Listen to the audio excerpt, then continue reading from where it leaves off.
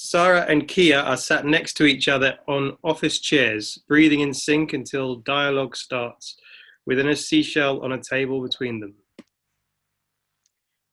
I was waiting, and I have been waiting. I thought it would be today.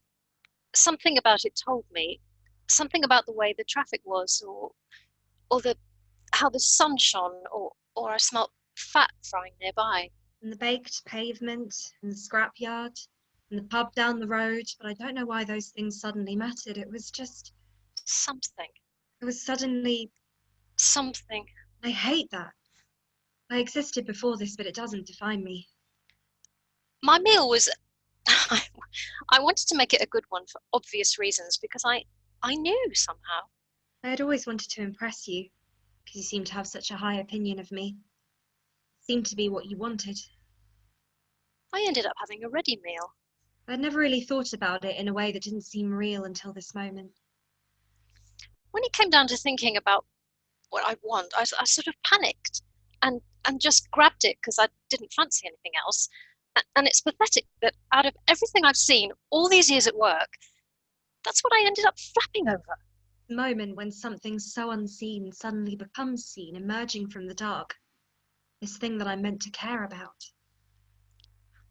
I looked up into my reflection in the supermarket and realised I looked so much older than any of the photographs I see of me. And for a second, I thought I saw something trying to get out, and it was like being a kid again. Now it's outside of me. It looks up at me with great, big, alien eyes that are darker than anything I've seen. I've been sat here for the last 2 hours. It took hours, but when it's me and it alone together, that's when I feel most afraid. In case it can sense how I feel. I left my phone downstairs, but I thought about calling people who I maybe could have. I thought about it, but I chose not to. There's no point in trying to change at the last minute because you think it's going to make people remember you anymore. I'm supposed to remember this moment as joyful. That's just one emotion, rigid and neat. How can it come close to this contortion? People already have their opinions, and I'm certainly not going to be the one to change that. You look so happy. You look like this had fulfilled you. As if it had come out of me to go into you. I tried to... Thought maybe... I saw a picture of me as a girl earlier. I had a ponytail. In the picture, my mum was holding me on a bridge in York, and Dad, well, he was fumbling about with something.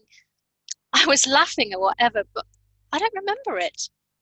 I was told it was freezing and that the car had broken down, but everyone looks happy-ish. Most people blame things like this on their parents. I didn't have parents, so what does that make me? How does that qualify me? You can tell on the photo how cold it was. Their breath is captured in one moment, trailing off into the sun. And I haven't thought about my parents for a long time, but the few memories I do have... This is the opposite end of experience. The opposite end of the life I want to have. Your happiness has always been everything, but maybe I've gone too far now. I've literally torn myself apart for you, even though... Good memories are the kind of feeling you want to keep in a box and reuse to make other things feel nicer than they are. I'm trying to think of what a happy childhood for it could be. Maybe this isn't quite the opposite of my life. The opposite would be death, only it feels like I'm next to death. Sitting right beside it as I change, shift uncontrollably because of a decision I don't remember making. It feels like I can remember every single morning and every single evening passing by in real time. It's like I can see all of them lined up together neatly in the dust of the light. And I've been living them step by step ever since being in hospital. This probably isn't the best way to, Not outside. September has come and that always reminds me of starting school. I can't say I've ever been one for sugarcoating things. I listen to how other people describe the experience of living, and I can't understand what they're on about. In a way. I'm not sure if I've ever really cared about anything. I've made it so the government doesn't get a penny of my estate. It's all going to a handful of people who once, well, maybe were what you might call friends.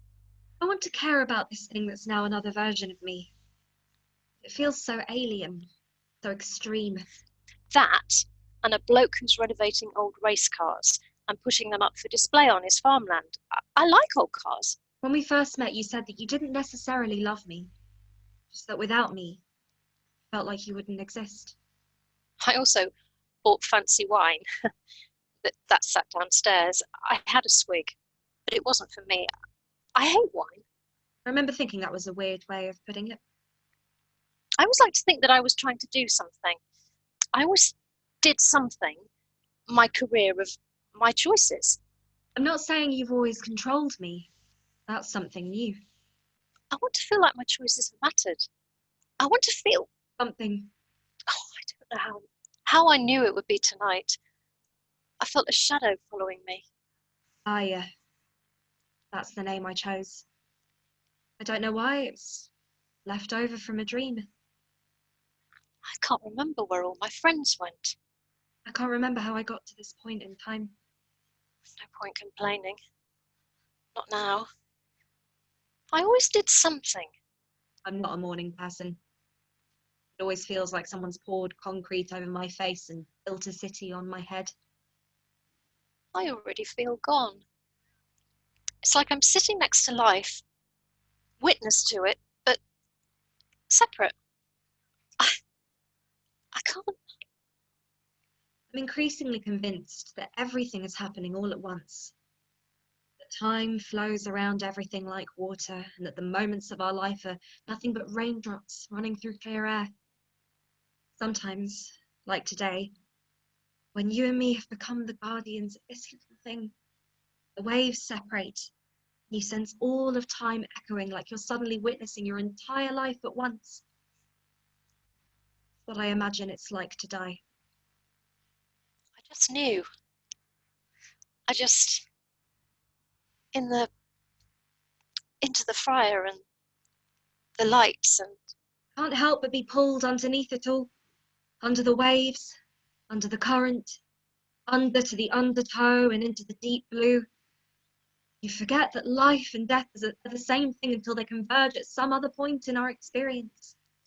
Kia approaches a door slowly, looking back at Sarah. York, through the bridge. My mum. We were always next to death. Even when it pulls us under, we are never far from life. They are two versions of the same thing. Kia pulls the door ajar. I always did. Someone's turning out the lights. But I'm not ready. 'Cause Kia slams the door shut. Blackout.